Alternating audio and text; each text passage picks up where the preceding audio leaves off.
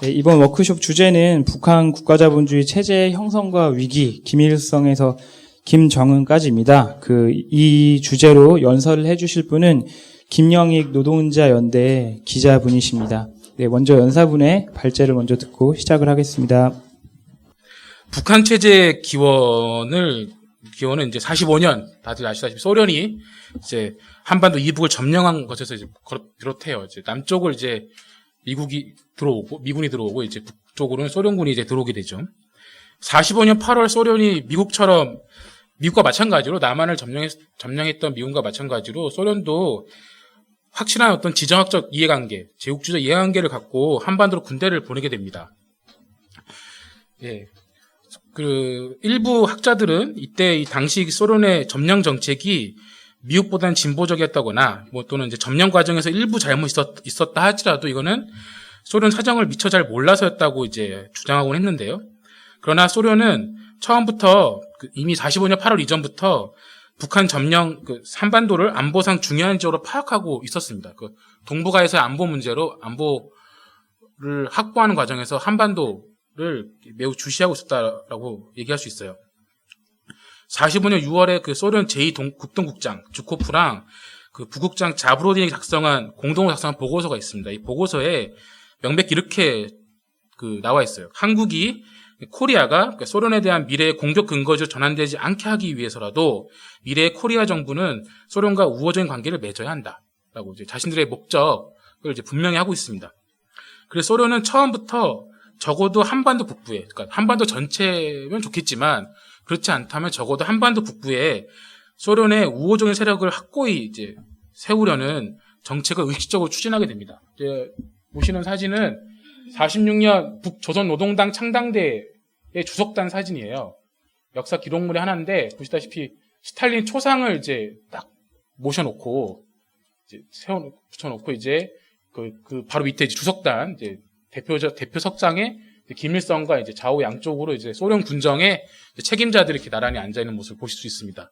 그만큼 당시 이제 소련의 영향력이 매우 북한에 대해서 매우 지대했다는 점을 방증하는 증명해주는 사진을 할 수 있고 그래서 북한 당국은 이 사진을 잘 쓰지 않습니다. 슬쩍 지워놨어요. 최근엔요. 예. 어쨌든 이제 소련 점령 당국은 의식적으로 처음부터 북한 노동계급과 민중의 자주적 조직과 운동을 철저히 하죠. 해방 직후에 이 한반도 남북 모두에서 노동자들이 공장위원회 등이나 이런 각종의 자주적 조직을 결성해서 일본인 자본가나 이제 친일 자본가들이 도망가고 관리자들이 도망간 각 기업과 공장을 접수하고 통제하는 걸 시도합니다. 그러니까 이른바 이제 공장 자주관리 운동을 이제 벌이게 돼요. 북한에서도 일부 지역에서 노동자들에 의한 기업과 공장 접수가 진행됐고 이것이 확대될 조짐을 보였어요. 그러나 이 공장 자주관리 움직임, 그러니까 공장위원회 같은 이런 자주적 조직의 결성한 움직임은 모두 소련 당국과 그리고 이제 소련 당국을 지지했던 이제 친소 공산주의자들에 의해서 조합주의라고 비판받게 됩니다. 그리고 이제 소련 당국에 의해서 결국 중단돼요. 그 이후에도 소련 당국은 자신의 통제를 조금이라도 벗어난 아르로프트의 운동은 모두 좌경적 오류라고 비판하면서 그것을 원천 봉쇄합니다. 하죠. 자, 소련 점령 당국은 형식상 행정을 이제 45년 이후에 이제 8월 2일 등장하는 각 도에 이제 인민위원회가 등장하거든요. 인민위원회. 각 지역의 명사들로 구성되어 있던 인민위원들에게 형식적으로는 행정을 이제 넘기긴 하는데 실질적 통치력을 행사하도록 허용하지는 않습니다. 각도 인민위원회 연합회를 열어서 구성한 행정 10국 같은 경우에는 소련 당국의 지시를 무조건 집행하도록 돼 있었고요. 그리고 소련은 소련을 지지하는 그런 공산당원들을 각도 인민위원회에서 적어도 절반을 차지하게끔 영향력을 발휘합니다. 그런데 평안도 같은 곳은 원래 조만식이 이끄는 민족주의 성향, 기독교 성향이 매우 강력한 곳이었는데 이 평안도 같은 곳에도 인민위원회가 구성될 때 소련 군정의 입김 속에서 이제 5대5로 이렇게 공산당원과 이제 민족주의자들이 5대5 구성이 되게끔 하게 소련 군정이 이제 영향을 미치죠. 이처럼 소련은 의식적으로 이제 이 한반도 북부에 자신에게 우호적인 그 세력을 형성하도록 노력을 했습니다. 소련이 한반도 북부에 자신의 우호적인 체제를 수립하려고 강력히 지원한 인물은 바로 이 한가운데 계신 젊은 양반. 예. 이때는 젊었어요. 네. 바로 김일성이었어요. 그 이유는 이제 그가 미국 소련 당국이 보기에 가장 믿을 만한 사람이었기 때문인데요. 김일성은 30년대 만주에서 한일 무장 투쟁을 했던 사람인데 일본의 가혹한 토벌을 피해서 소련으로 이제 30년대 말에 이제 넘어갑니다. 소련으로 이제 도망을 가게 되는데요. 이후에 그는 소련에서 이제 소련군 대위가 돼요. 따라 소련 입장에서는 김일성 같은 소련군 대위야말로 이제 국내에 계속 이제 조선에 남아서 항일 운동을 했던 국내 공산주의자들보다는 더 믿을 만한 사람으로 보였을 겁니다. 그래서 당시 김일성은 국내 기반이 매우 취약한 사람이었는데 사실은 위상이라고 하는 게 그렇게 강력하지 못한 사람이었어요. 하지만 이런 소련 군정의 지원 덕분에 국내 기반이 취약했던 김일성이 이제 북한의 이제 주요 경찰 기구나 억압 기구들을 장악하면서 북한 권력의 핵심으로 매우 빠르게 부상할 수 있게 됩니다. 그리고 점점 이제 미소간 냉전 양상이 뚜렷해지면서 한반도 북부에도 이제 남한과 마찬가지로 분단 정부가 이제 서서히 이제 그 자리를 이제 잡게 돼요. 안 됩니다. 1946년 2월 북조선 임시인민위원회가 이제 구성이 돼요. 이제 사실상 이제 분단 정부로 가는 전 단계의 조직이라고 할 수 있습니다. 이 46년 2월에 결성된 북조선 인민위원회는 토지개혁과 중요 산업의 국유화 조처를 실시합니다. 이른바 이제 이것을 이제 인민민주주의 개혁이라고 이제 불러요. 인민민주주의 개혁. 근데 많은 연구자들이 이 개혁 조처를 두고 이제 국유화 조치를 한다거나 이런 것들을 이제 주목하면서 이제 북한이 이 과정에서 사회주의적으로 개조됐다라고 이제 주장을 하곤 해요. 그런데 이 1946년 인민민주주의 개혁으로 소련과 흡사한 사회가 한반도 북부에 이제 이식되다시피 해서 만들어지긴 했지만 이것은 진정한 사회주의와는 전혀 닮은 점이 없었습니다. 마르크스는 사회주의를 노동계급의 자력해방이라고 구성했습니다. 즉 아르로부터의 사회주의 관점에서 노동계급이 스스로 민주적으로 권력을 형성하는 것을 마르크스는 사회주의 사료가는 첩경이라고 봤죠. 근데 당시 한반도 북부에서는 노동계급의 자주적 행동, 앞서 제가 언급했지만 자주관리운동이 봉쇄된 사례에서 봤듯이 노동계급의 자주적 행동을 처음부터 억눌려 버렸습니다. 소련군 탱크에 의해서. 따라서 인민민주주의 개혁은 철저하게 소련의 지원을 받은 북한 당 관료의 위로부터 혁명 과정이었다. 위로부터의 개혁 과정이었다고 할 수 있어요. 그 개혁의 목적과 방향은 무엇이었는가를 살펴볼 필요가 있어요. 일단 토지개혁이 있었습니다. 토지개혁으로 인해서 이제 북한에서는 지주가 사라지죠. 물론 남한도 비슷한 시기에 이제 토지개혁을 함으로써 지주가 사라지지만요. 이 토지개혁으로 북한 관료들은 조선인 지주의 토지까지 모두 농민들에게 분배합니다. 중대한 개혁 조처였어요. 그것은 맞습니다. 그러나 이 토지개혁의 핵심 목적이 여러 가지가 있었는데 그 중에 하나는 바로 급속한 공업화를 위해서 농업에서 잉여를 추출해 도시로 가져오는 것이 주된 목적이었습니다. 이것은 지주가 있어서는 하기 굉장히 어려운 과제였죠. 그래서 농민들은 토지개혁으로 토지는 받았지만 무거운 현물세 부담을 동시에 짊어져야 했습니다. 일제 때 받았던 현물 공출 못지않은 수준의 부담을 이제 농민들이 이제 지게 되는 거죠. 관료들은 현물세를 내고도 남은 양곡마저도 아까워서 이것을 이제 싼 값에 확보하려고 양곡 수매 사업도 동시에 벌입니다. 40년대 후반에 벌어진 과정이에요. 그리고 이제 인민민주주의 개혁의 주요 조촉이 하나 바로 주요 산업 국유화였지만 문제는 이 국유화된 산업 기반 그리고 이제 국유화를 이제 국유화된 산업들 통제하는 국가를 노동자들이 전혀 통제하지 못했어요. 북한의 노동자들은 인민위원회나 조선노동당의 대표자들을 자유롭게 선출하지도 소환하지도 못합니다. 관료들이 국가를 통제했지 노동자들이 통제한 것이 아니었고 생산 과정도 그 관료들의 통제하에 놓여 있었습니다. 노동자들은 생산수단을 통제할 수 없어서 생산 계획과 분배도 전혀 관여하지 못하죠. 노동자들이 생산을 민주적으로 통제할 수 있는 사회라면, 그럼 사회주의 사회였다면 그 경제 운영의 우선순위는 대중의 필요가 그 우선순위 하나로 결정돼야 됩니다. 그러나 북한에서의 관료들의 그 경제 운영의 우선 목표는 그것이 아니었어요. 정확히 정반대였고요. 당시 관료들의 최우선 목표는 급속한 공업화였기 때문에 여기에 모든 자원을 집중시킵니다. 따라서 대중의 소비와 대중의 필요는 생산 수단을 축적하는 것에 종속됐어요. 역으로.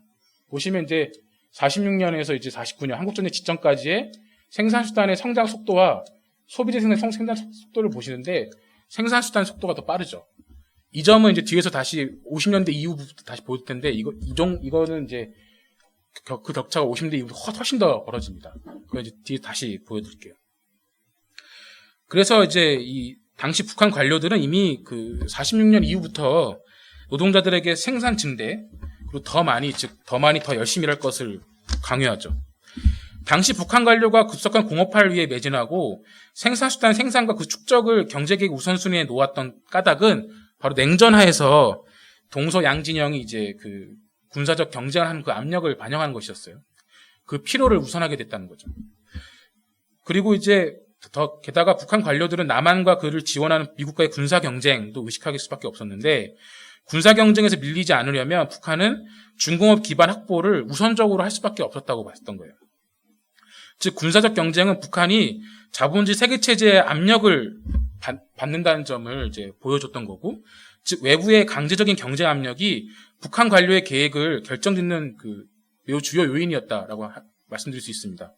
이처럼 북한의 당과 국가를 통제했던 관료들은 대외 압력에 대응하면서 점차 그 생산수단을 통제하고 축적 과정을 진두지휘하면서 했고, 그 과정에서 스스로 지배계급의 그 지위로 자리매김하게 되는 것입니다. 따라서 당시 인민민주주의 개혁이 나왔던 그 북한 사회라고 하는 건, 그 결과물이라고 하는 거는 어떤 그 자본주의에서 새로운 생산 체제로, 새로운 사회로의 변화가 아니었고, 자본주의의 특정한 그 형태라고 할 수 있는 관료적 국가자본주의 형태를 취했다라고 말씀드릴 수 있습니다. 어쨌든 그 북한 관료들은 1950년 한국전쟁 직전까지 그 중공업에 집중 투자하면서 공업을 성장시키려 애썼는데요. 한발 훅 갑니다.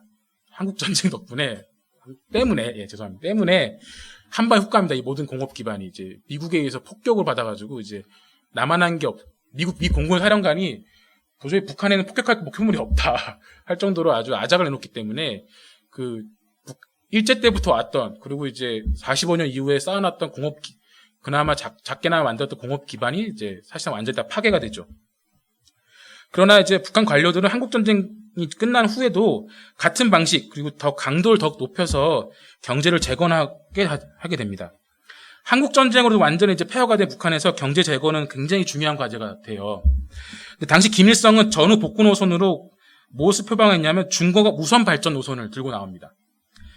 즉 가용 자원을, 즉 국내에서 동원할 수 있는 모든 자원을 최대한 중공업 쏟아붓자고 주장하게 됩니다. 이걸 위해서라면 그 인민의 소비와 농업을 철저히 희생시킬 각오가 돼 있었어요. 김일성은. 군사적 경제의 압력 때문에 그 북한 관료들한테는 인민생활을 돌아볼 여유가 이제 없었다 할 수 있는데요. 1950년 북한 최고인민회의, 무료침해 국회에 해당하는 거예요.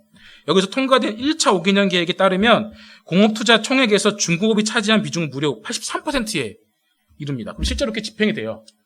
공업 부분의 국가기본건설 투자 구성비를 보면 중공업 투자와 그 우리의 생필품과 긴밀히 연관되어 있는 경공업 투자의 비율이 거의 8대2에 달한다는 걸 볼 수 있습니다. 매우 그리고 1970년에 오르면 이제 그 비율이 무려 88%에 이르는 것을 보실 수 있어요. 그래서 북한에서는 묘한 현상이 벌어지는데, 노동자들이 임금을 생활비라고, 북한은 생활비라고 부른다, 임금을. 생활비를 받지만 살 물건이 없는 거예요. 왜? 물건 없다시피 하니까.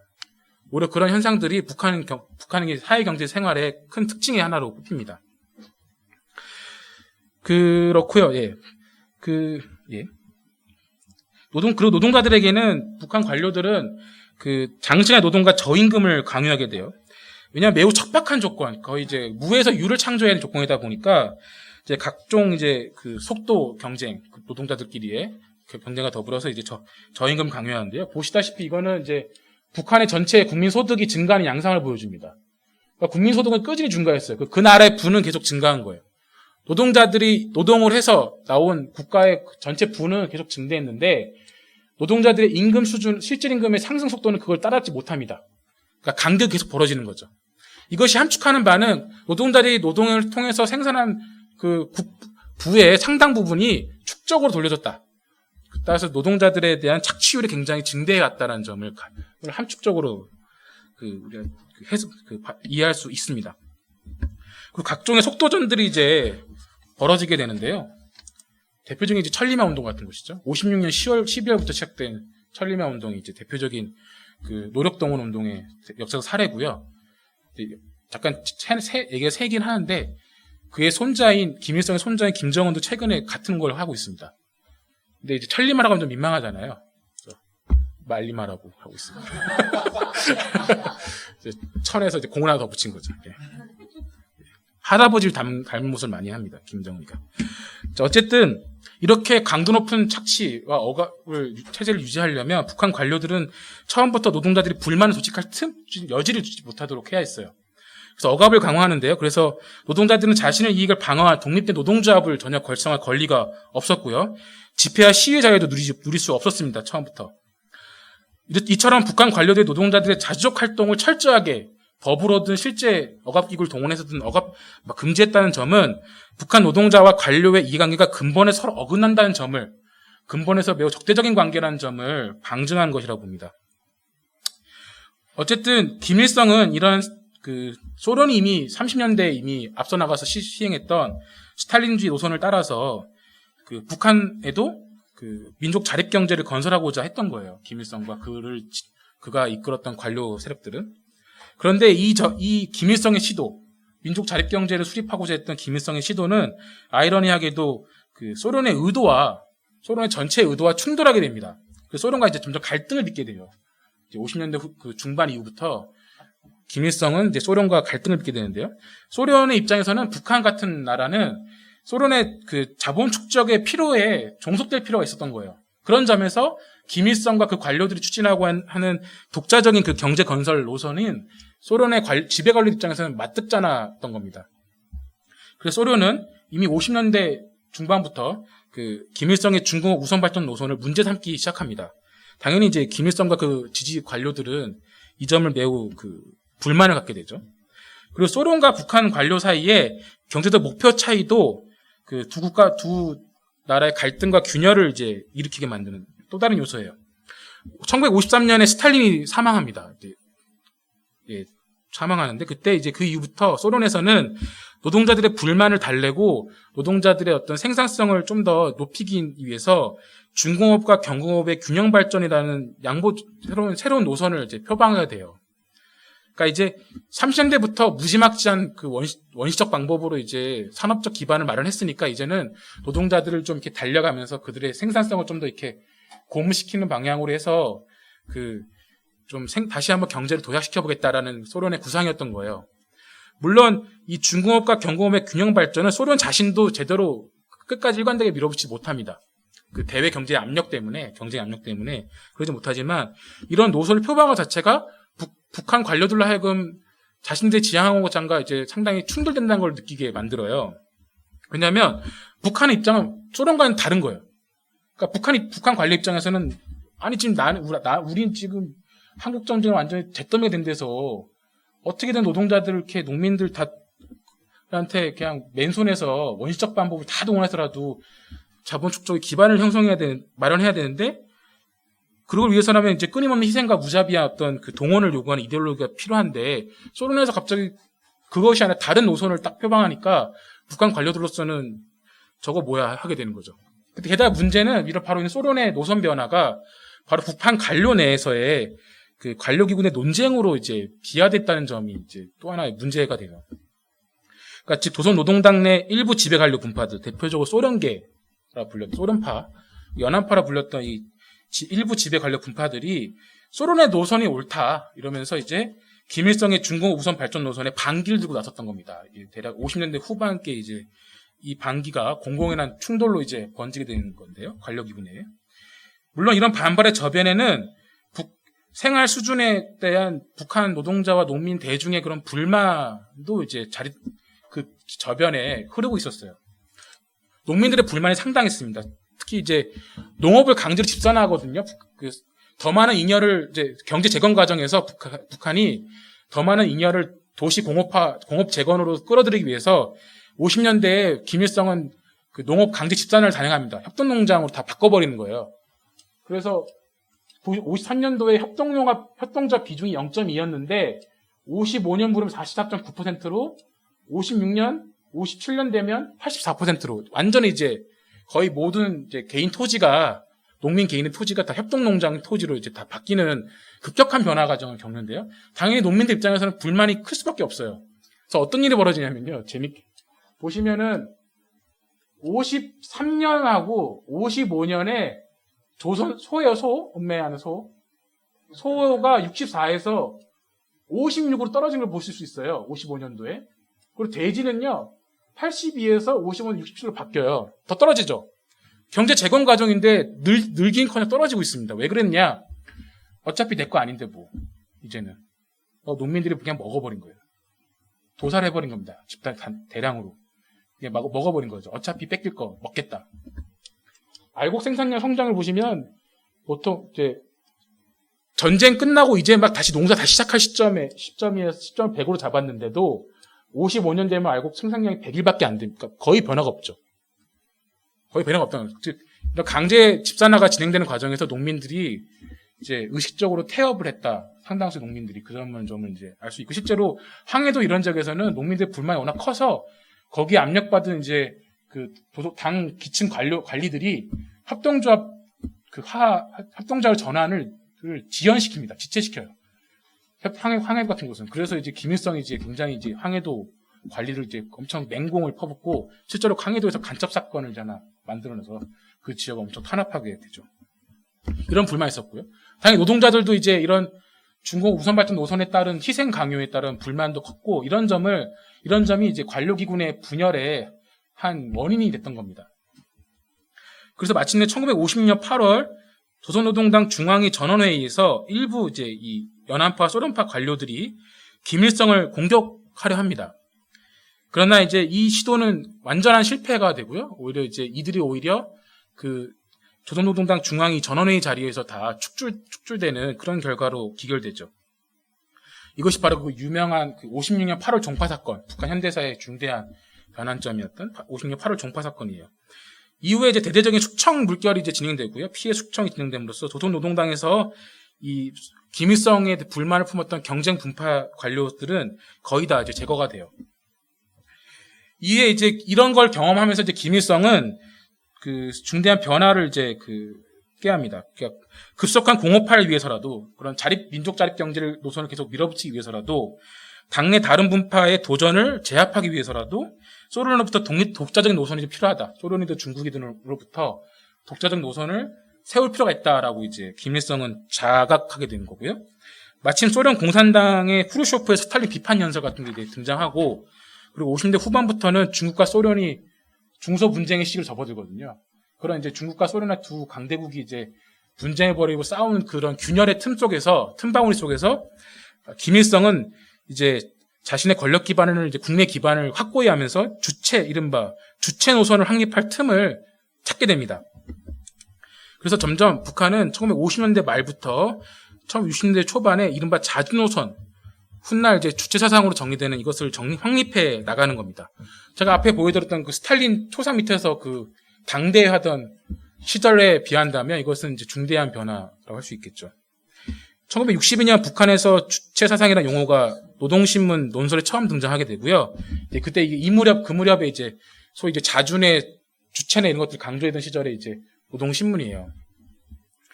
그리고 마침내 65년에 김일성이 주체 사상을 정식화해서 이제 발표하게 돼요. 주체 사상은 바로 이런 맥락 속에서 등장하는 겁니다. 그러나 소련의 원조가 끊긴 상태에서 자립 경제를 건설해 나가는 건 사실 매우 어려운 일이었어요. 그래서 이런 조건 속에서 자력으로 경제를 발전시키기 위해 북한 당국은 크게 두 가지 수단에 의존했는데 바로 이게 주체 사상의 핵심을 이루는 요소가 됩니다. 첫째, 주체 사상은 사람 중심의 세계관을 강조합니다. 이른바 사람 중심의 세계관. 이거는 왜 그랬냐면 일단 북한 관리 입장에서는 협소한 자원으로 급속한 경제 성장을 하려면 믿을 건 두 손이에요. 맨손. 인민의 노동력밖에는 믿을 게 없는 거죠. 허리띠를 졸라매고 더 많이, 더 열심히 일하라 해야 했고 이처럼 인민의 끊임없는 희생을 요구했는데 이것은 투철한 어떤 사상 의지만 있다면 가능하다. 이런 어떤 굉장히 주의적 세계관을 이제 확립하게 되는 거죠. 둘째, 강력한 지도력의 구축을 요구하게 됩니다. 이렇게 그 국내 가용장을 동원해서 중공업 중심의 어떤 노선에 밀어붙이려면 매우 중앙집권적인 명령체계를 세워서 국가 전체가 일사불란하게 움직일 필요가 있었어요. 그러려면 그렇게 국가 전체를 일사불란하게 움직이게 만들 수 있으려면 최고 지도자가 막강한 권한을 행사해야 하고 그의 결정에 대해서 일말의 의혹도 제기돼서는 안 된다고 봤던 거죠. 이처럼 주체사상이 그래서 주체사상은 처음부터 유일 지도의 중요성을 강조했던 것입니다. 그래서 1960년 초반에 오면 이미 김일성은 수령이 공식화되기 전부터 이미 60년 초반에 이미 수령으로 불리기 시작해요. 어쨌든 이런 일련의 과정, 50년대 중반에 이제 이런 경제발전 노선을 둘러싼 관련의 그 갈등 속에서 경쟁 세력들을 제압하고 주체 노선을 내세웠던 김일성은 마침내 61년 4차 당대회에서 승리 선언을 합니다. 일단은 하나의 사상 의지로 결속된 우리 당의 강철 같은 통일을 이제 강조해요. 즉 승리했다 우리가 이거는 이제 강조하게 되죠. 물론 이 승리는 몇 년 못 갑니다. 자, 그렇다면 이 시기에 북한 경제는 어떻게 돌아갔느냐? 이 5, 60년대 이 시기에. 어쨌든 한국전쟁 이후에 이 경제 재건을 서두르면서 북한은 놀라운 성장을 기록합니다. 어쨌든 국가자본주의적 노선이 성공을 이제 거둬요. 이 시기에는. 그래서 당시 영국의 좌파 케인주의 경제학자였던 조엘 로빈슨이 1964년에 북한을 방문한 뒤에 이런 글을 씁니다. 이런 제목의 글. 코리아의 기적. 여기서 코리아는 이제 사우스가 아니죠. 노스 코리아. 기적을 씁니다. 그만큼 이제 그 성과가 상당했다라고 할 수 있는 거고요. 그리고 1970년대 중반까지도 남한은 북한을 따라잡기 바쁜 처지였던 거예요. 그만큼 이제 북한 경제가 50년대에 그 성공을 거두기 시작하는데요. 하지만 이제 60년대 이제 중후반 들어오면서 북한 경제의 성장률은 점차 둔화하기 시작해요. 예, 그래서 이제 60년대 들어와서는 10%로 내려앉고요. 65년, 66년에는 10% 성장률에서 3.6에서 5.8%까지 이제 경제 성장률이 떨어지게 됩니다. 왜 이때부터 북한 경제 성장률이 떨어지기 시작했는가? 즉, 북한도 자본주의 체제의 일부이기 때문에 자본주의 겪는 핵심적 문제를 이제 북한도 직면하게 되기 시작합니다. 즉, 마르크스가 얘기했던 그 이윤율 저하 경향. 의 문제, 즉 축적을 거듭하는 과정에서 노동력보다 총투자가 더 빨리 증가하고, 근데 그 결과로 투자하는 양 대비 이윤이 하락하는 경향을 이제 점차 보이기 시작한 거예요. 즉 서방 경제가 위기에 받았던 유사한 메커니즘도 북한 경제도 겪게 되는 건데요. 보시다시피 이게 자본 생산성이 이제 떨어지는 거죠. 자본의 효율이 떨어지는 것을 북한도 그것이 예외가 아님을 이 표가 이제 보여주고 있습니다. 그래서 1960년대 들어서 경제 성장이 둔화한 것을 둘러싸고 조선노동당의 그 강철 같은 통일이 다시 흔들리기 시작해요. 60년대 후반이 되면. 즉, 사실 아까 말씀드린 50년대 그 관련의 이런 갈등의 결과로 사실상 그 경쟁 관련은 거의 다 제거되고 사실상 조선노동당 관료들은 김일성을 중심으로 한 단일 세력으로 구성되다시피 돼 있었어요. 근데 불과 10년도 안 돼서 이들 사이에 다시 분열이 일어났던 겁니다. 이른바 이제 갑산파들이 등장하는 건데, 박금철, 이호승 등 이른바 이 갑산파 이 관료들은 경제 개혁을 하자라고 주장하기 시작해요. 이때. 그러니까 사실은 그 50년대 후반에 그 일부 관료들의 주장과 유사한 주장을 했던 겁니다. 물질적 자극을 위주로 하는 자본주의적 기업 관리 방법을 받아들이자. 뭐 이런 주장을 했다는 거고요. 그 경제의 균형을 강조하고요. 과도한 국방비를 줄이는 경제 우선 정책을 펼치자고 주장합니다. 당연히 이것은 이제 김일성이 지향한 바 충돌이 있었기 때문에 다시 또 충돌이 빚어졌는데 결국 박금철, 이호승 등 갑산파 관료들의 패배로 끝나요. 이 또한 1967년 이들은 모두 숙청됐고 이듬해 그 북한 군부 내에서도 대대적인 숙청 바람이 이제 한바탕 일게 돼요. 그러니까 이렇게 해서 다시 한번 이제 그 기존 노선을 고수한다는 것이 이제 다시 한번 확인되는데, 그러나 이러한 자립경제 노선 그리고 그 국방공업을 중심으로 한 이제 중공업 우선 성장 전략, 이것을 계속 고수한다는 것은 시간이 갈수록 북한 경제에 큰 부담이 되기 시작합니다. 이때 70년대부터는요. 특히 그 북한 관료입들은 한 나라 안에서 이제 제한된 자원과 기술을 가지고 서방 기업과 이제 국가들과 이제 뒤처지지 않도록 해야 했는데, 세계 자본주의는 70년대 접어들면 점차 국가 자본주의 방식보다는 세계화 방식으로 유력해지는 시기로 접어들게 되거든요. 즉 단지 한 나라가 아니라 이제 여러 나라의 부품과 이제 생산 시설들을 이용하고 그들이 서로 이렇게 상호 연결되는 이런 세계화가 유력해지고, 그래서 전면적 국가 자본주의 체제를 고수하던 국가들은 이런 흐름에 따라가지 못하니까 점차 뒤처지고 있었어요. 북한도 예외가 아니었다는 거죠. 결국 70년대 들어서 북한 관료는 자신의 김일성 파 관료들조차 자신의 일부 경제 운영의 방향을 전환합니다. 그래서 어떤 걸 하냐면 서방 금융기관으로부터 돈을 꿔요. 외자를 유치하고요. 그리고 이제 그걸로 이제 선진 기계, 서방으로부터 이제 기계랑 이제 기술들을 이제 도입을 하죠. 그래서 차관을 얻은 다음에 그 차관으로 기계와 플랜트를 이제 수입을 해요. 그래서 74년 무렵이 되면 북한의 총 교육량 중에 일본을 비롯한 서방 선진국들과의 교육량이 무려 40에서 50%가 될 정도로 이제 일이 진행됩니다. 근데 이때 돈을 껐으면 갚아야 할 거 아니에요? 근데 당시 북한 당국의 구상은 북한에 많은 게 있잖아요. 지하자원. 땅 캐면 나오잖아요. 그러니까 이 지하자원을 이제 수출해서 외채를 상환하면 되겠지 하는 생각을 했던 거예요. 근데 하필 이때가 어떤 시대냐면은 1910년대, 즉 서방 경제의 장기 호황이 이제 끝나고 위기로 접어드는 시점에 하필 이것을 했던 겁니다. 북한이.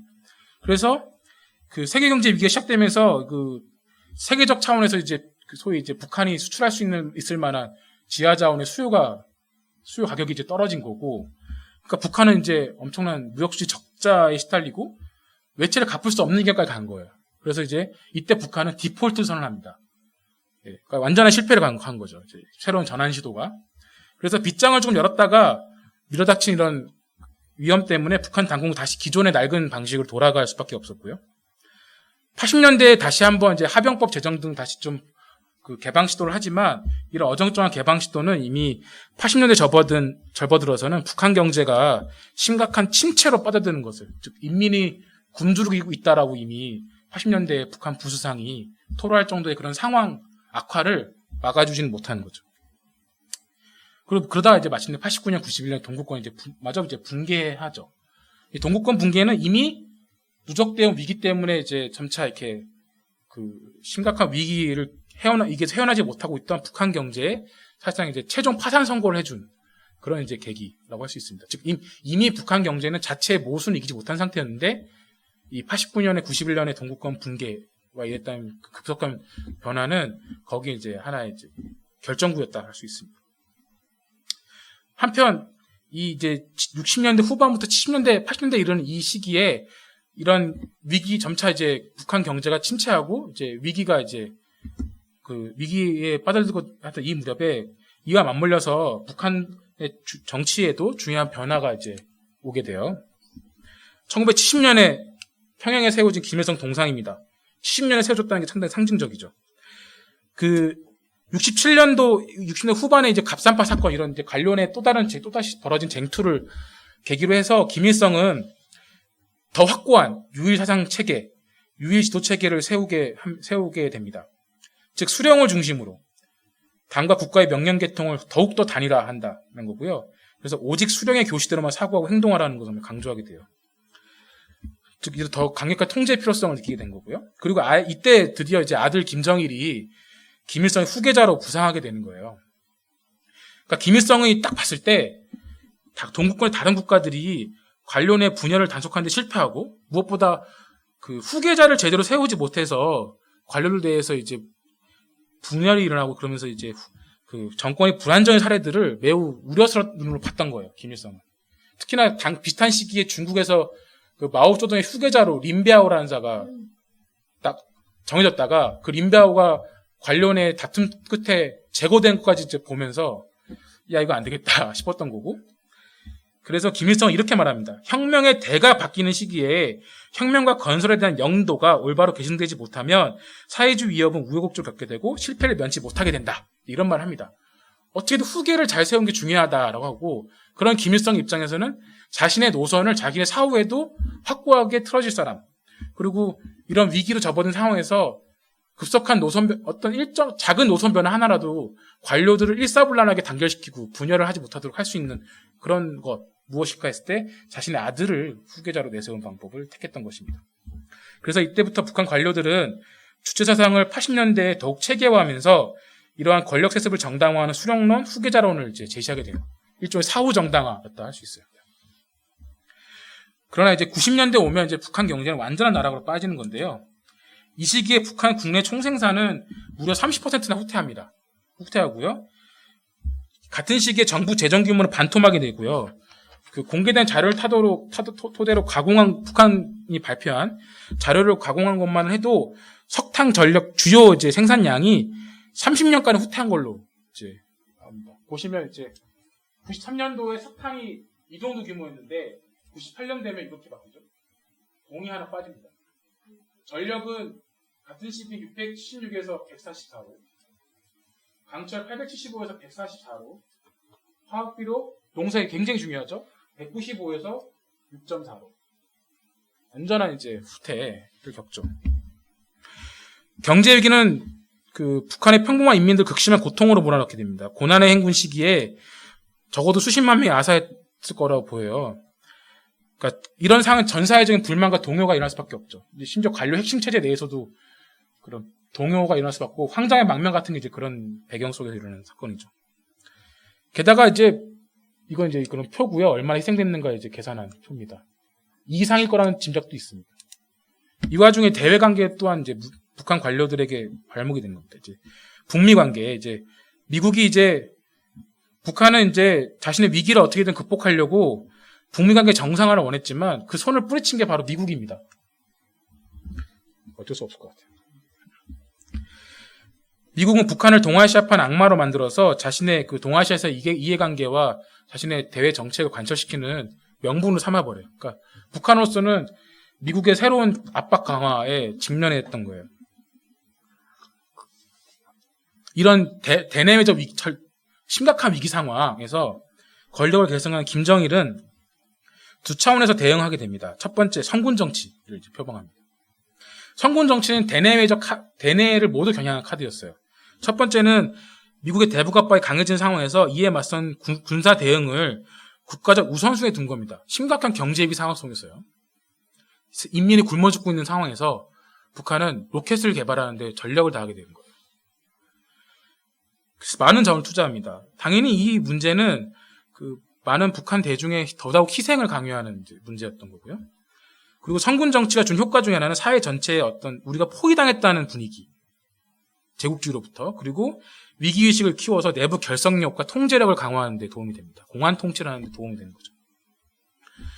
그러나 그러면서 또 다른 차원에서 역설적이지만 한편에서는 핵과 미사일을 수단 삼아서 미국과의 관계 개선을 계속 시도하게 됩니다. 북한은. 협상장에서 계속 미국을 만나고자 했던 거죠. 그러나 이것은 이제 결과적으로는 잘 풀리질 않게 됐죠. 그래서 김정일은 90년대 이 경제든 대외관계든 여러 난제들 중에 무엇 하나 제대로 해결하지 못했고 이 모든 문제를 자신보다 훨씬 나이 어린 때에 권력을 계승하게 된 자신의 아들에게 넘기고 이제 떠나신 겁니다. 그러니까 이제 20, 30년 동안 매우 취약해 된 국가와 엄청난 난제들을 이제 20대의 젊은 독재자에게 이제 물려주게 된 거죠. 자, 근데 이것은 이제 3대 세습이었는데 그나마 경제가 좋았을 때가 아니라 이렇게 심각한 대내 위기 상황에서 벌어진 3대 세습 과정은 심각한 정치적 불안을 자아낼 수 있는 문제였어요. 이 점은 김정을 집권한 지 얼마 안 돼 벌어졌던 사건을 통해서 그 점이 확인됐습니다. 장성택 처형이었죠. 장성택을 처형하고 그 지지 세력을 대거 수청한 과정을 보면서 북한이 3대 세습 이후에 그 정치적 불안정성이 커졌음을 알 수 있습니다. 장성택을 처형한 과정에서 북한 당국이 내놓은 공식 발표문을 봐도 장성택 종파가 내각은 물론이거니와 당과 군부에 깊숙이 들어와 그 침투했었다라는 대목이 나옵니다.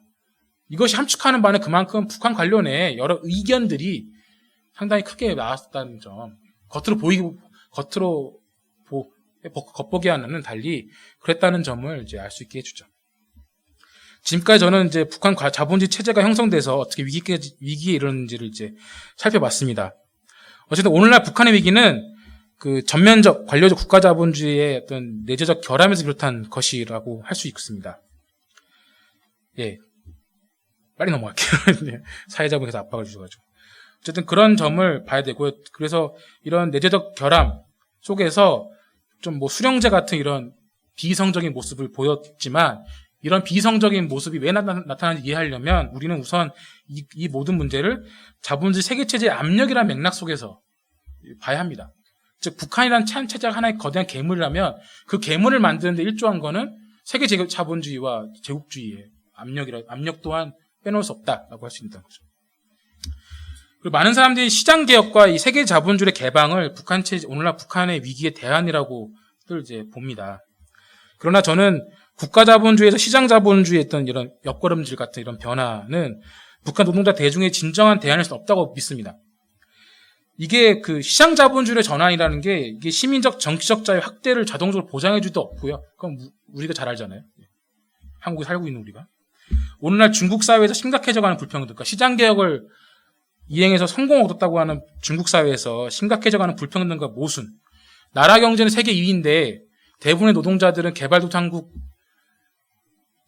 더 보다 수준의 소득을 얻고 있는 이런 모순을 보면 우리가 그 시장자본주의 전환을 북한 체제의 위기의 어떤 대안으로 생각할 수는 없다고 봅니다. 또한 세계 경제로 북한이 접근하고 개방을 추진하는 것은 결국 북한을 세계 경제 리듬의 다른 형태의 의미로 또다시 종속시키는 결과를 낳을 겁니다. 세계 경제 위기가 오늘날 이렇게 장기화하는 가운데 이런 변화는 자칫 북한 경제를 나락으로 떨어뜨릴 수도 있고요. 이런 조짐이 실제로 있습니다. 그 북한이 2000년대에 들어와서 급속하게 대중국 수출을 늘렸어요. 그걸 통해서 이제 경제 위기를 어떻게든 완화시키려 이제 분투를 한 거죠. 마침 또 남북 교역도 이제 이명박 정부 들어와서 이제 다 여기다 막혔기 때문에 중국으로의 의존도는 더 커졌어요. 근데 이것은 대체로 방법이 석탄 같은 지하자원 수출이었어요. 북한의 전체 대중 수출이 29억 달러일 때 석탄은 그 중에 13억 달러 이상을 차지하고 있습니다. 엄청난 수준이죠. 그러니까 상당히 이제 지하자원 수출 위주로 북한이 이제 대중 수출을 했는데 문제는 오늘날 중국의 경기가 둔하고 있다는 점이에요. 이 점이 이제 세계 다른 나라 경제에도 매우 먹구름 두르이지만 북한에게도 마찬가지예요. 이거는 지난 2년 사이에 북한의 대중국 그 석탄, 무연탄 수출 단가가 어떻게 변했는지 추이를 그린 겁니다. 보시면 파란색이 북한의 무연탄 수출 단가 추이거든요. 계속 떨어지고 있는데 흥미롭게도 국제 시세와 변동과 참 맞물려 돌아가고 있죠. 예. 그러니까 중국을 매개로 삼아서 북한 경제가 세계 경제의 리듬 속에 상당한 영향을 받고 있는 점 보여준 거예요. 최근에는 북한의 대중국 무연탄 수출 단가가 국제 시장보다 더 싸게 떨어졌는데 그거는 어떻게든 거래처와 양을 유지하고자 해서 북한이 이제 박리담회를 하고 있는 걸 이제 반증하는 걸 볼 수 있습니다. 어떻게든 더 싸게 팔아서라도 수출 양 자체를 유지하고자 하는 시도라고 할 수 있죠. 따라서 저는 이게 대안은 아니다라고 생각을 합니다. 따라서 우리는 북한 노동의 말로부터 저항을 기대하면서 이런 만약 저항이 벌어진다면 그 저항이 그저 일부 어떤 그 민주주의 개혁이나 이제 뭐 일부 이제 인권 신장 정도에 그치는 것이 아니라 근본적 사회 변형의 방향으로 진정한 사회주의 방향으로 나아가기를 이제 바랄 것이고 그것이 이제 북한 사회의 위기를 넘은 선은 진정한 대안이 아닐까 싶습니다.